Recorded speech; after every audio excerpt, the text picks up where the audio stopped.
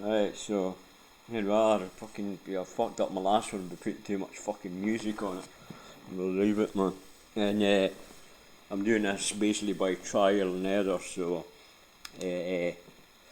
so I'm about to make a few fuck ups. But the music does fuck off that video after about a minute.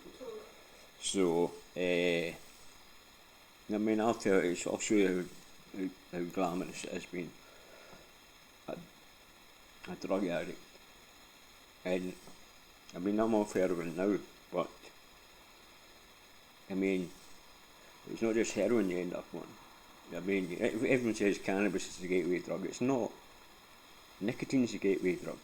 Everybody starts smoking, well, nowadays vaping, before they even drink alcohol, and then they start taking drugs, or take solvents. In my case, because I lived in a wee island where you couldn't get drugs all the time, so. But I mean, this is detritus, so this is what after your habit.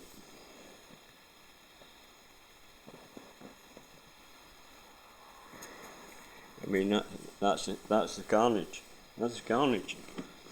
And it's just a fuckery. I mean, it's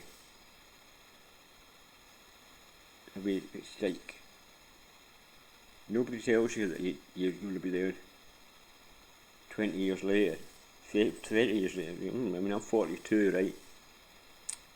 I first got drunk when I was 3. And this might sound fucking outrageous and probably think I'm fucking bullshitting, but everything I say on here is the fucking truth. My sisters and my cousins, big up Pruders, but they used to get me pissed when I was about 3-year-old, right? They get me smoke B&H fags, right? And then you couldn't find the fags, and they'd find me in the bottom of the wardrobe chain smoking the fags, right? But it got that bad, right? That Slangy bar, sorry. Yeah. Got that bad that I used to. My mum was a barmaid, right, and she'd take everybody back to house after the pub, right, and I'd wait for the music to stop, because then I know everybody was KO'd, and I'd go down, and I'd get all the drink off the table, and I'd drink it all, and I'd got caught by the person who's no longer with us anymore, but he came down and caught me. He's like, "You fucking drinking?" I was like that. I just thought it was cool. No. And he says to me, "Do you want to learn to shave?" And I was like, "Oh, that sounds brilliant, right? Pissed 3-year-old, you know." So he says, "Got me when you raise one of your brother's razors and you get a bowl of warm water and some soap." One of my very good pals, right, he's a lot older than me, he was my brother's pals, my late brother's pals before mine. He was lying on the couch unconscious, right? So I'm thinking I'm going to end up shaving, you know. But my pal says, the boy that said, "Do you want to shave?" Right, Big Thomas, he's not with us anymore, so rest in peace, Big Thomas. But he says, "See, he stilts his head." He's like, "Go and put soap on it." So he's unconscious, drunk, so soaped half his head up, right? And basically, he's going, "Right, so shaved half his head off, right?" And then Thomas has gone like that into his pocket, and he's got out probably a fiver at the time. I can't remember, man. I was pissed and I was a fucking kid. But what made me think of this was, I was at an NA meet and somebody was on about the first time they picked up. And I was like, "Have I been a fucking addict since I was 3? You know?" But, so Thomas took a fiver out of his pocket, right? And he goes to me, he goes, go and wake him up and tell me your mum wants fags from Chris's shop, right?" This is fucking back some time now. And so I woke up Stilts and I said, "Stilts, my mum's wanting fags." And he goes, "Oh, no bother, I'll go down and get them, right?" And he's gone down, basically half his head shaved off, completely bald.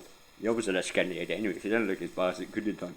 And he he didn't notice till he was no way out of the shop. He'd half his hair missing. And to continue the theme of bad hair days, my late brother William was working a boat out Oban, right, at Penglass. I used to work on it as well, so my other late brother Scott. And Willie's hair used to get called the Robin's Nest because it was such a fucking mess, right? Sorry, excuse my garlic. And so every time he was leaning down, putting bait in one of the pots, his hair kept getting in his face, right? So he just goes like that, and grabs a big bundle of hair, and he goes like that, puts the bait knife through it. So we've still got about 4 days left at sea. So he's basically got a big square where he can shear it off. And of course, by the time he was in, he's forgot he's even done it, hasn't he? So as soon as he landed, right, straight up the pub, and he's wondering why everybody's looking at him, you know. And he didn't even bother getting it cut, just left it. Mental, man, mental. So that's some pretty bad hair day stories, but I mean, this is not glamorous. I mean, once you have more of an audience, I'll show you the physical scars I have from being a drug addict. And if that doesn't put you off, I don't know what the fuck will. I mean, I have big, they're called sinuses, right? But see when you're an IV drug user in your groin, and you go in the same bit all the time, right? So 20 odd years. So I end up with holes maybe like that size in my groin. So it's not fucking glamorous. And if anybody's seen Trainspotting, they see when it looks like the Mother Superior's getting hit in the dick, and that's how you can tell that whoever made that is not I don't mean a proper drug addict. It's not fucking to be proud of, but they don't really know about drugs because it makes it look like they're going in their manhood. I mean, they're not. They're going in their groin, and it's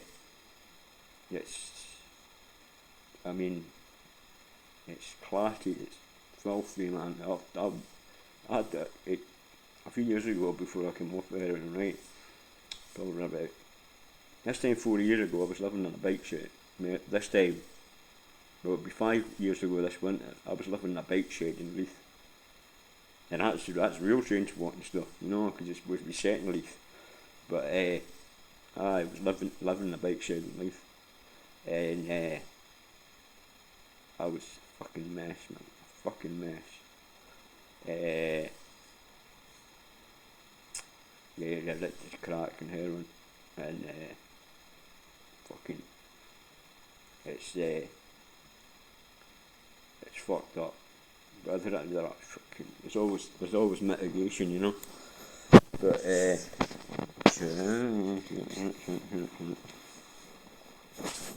so I can't get a phone to set up right. So basically, I'm trying to get my phone set up fucking normally.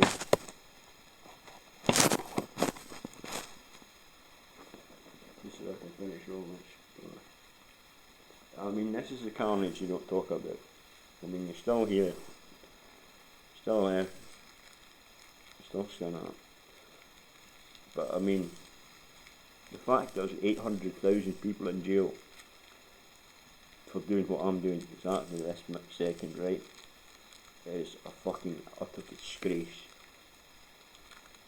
I mean, 800,000 people in jail for weed.